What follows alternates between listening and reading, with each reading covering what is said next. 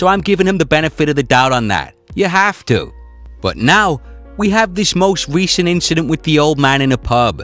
You know the story. Conor was in a bar, he bought a round of drinks, the old man said, "I'm not drinking that shit," and Conor throws what Robin Black refers to as the Celtic Cross, in its most loathsome highlight to date.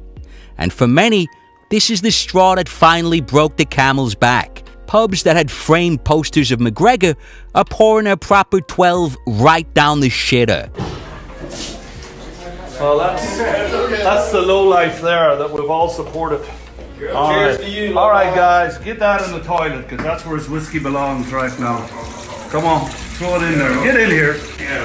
There you are. Proper 12. To hell with it. People who had supported Conor through thick and thin have turned on him. Conor McGregor hitting an old dude. Breaks my heart, man. Can't fuck with him anymore, can we? I finally have to stop defending him. Throwing the dolly, slapping some fat dude's hand, and his phone drops.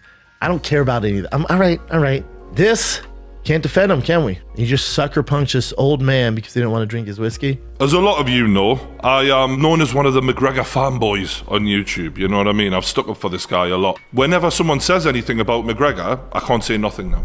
I can't defend him. I can't say nothing because those actions are indefensible. He's proven the haters right, unfortunately. And his social media is a bloodbath. He's getting crucified by his own former fans. The whole thing feels like a serious fall from grace. You know, I always admired McGregor during his rise. He never really inspired me because my mind just doesn't operate in the same way. Tyson Fury is my man in terms of inspirational sports figures. I feel like I've been in the fucking trenches with that guy. But McGregor did motivate masses of people. I have friends who say they were inspired by Conor to change parts of their lives, to chase goals they wouldn't have chased. And I think that's the saddest part of this. You can't control the phases of your life. I'm convinced of that.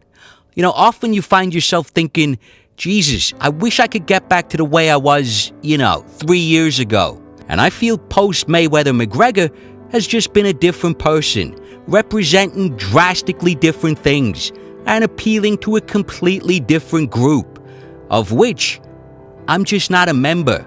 That inspirational figure who captivated the imagination of millions and electrified an entire sport, he's gone. I don't think he's ever coming back. And sadly, the man standing in his wake is just a wealthy whiskey salesman who punches old men in bars.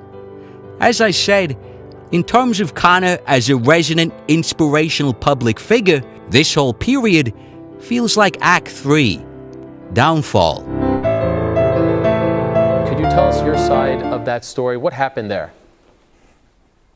I mean, in reality, it doesn't matter what happened there. I was in the wrong. That man deserved to enjoy his time in the pub without having it to end the way it did. And although 5 months ago it was, and I tried to make amends, and I made amends back then, it's still, the fans that does not even matter. I was in the wrong. I must come here before you and take accountability and take responsibility, and I owe it to the people that have been supporting me. I owe it to my mother, my father, my family. So Conor McGregor is back in the news. I owe it to the people who trained me in martial arts. That's not who I am. There really was no further escalations. That was the biggest fight on the grandest stage for the biggest payday.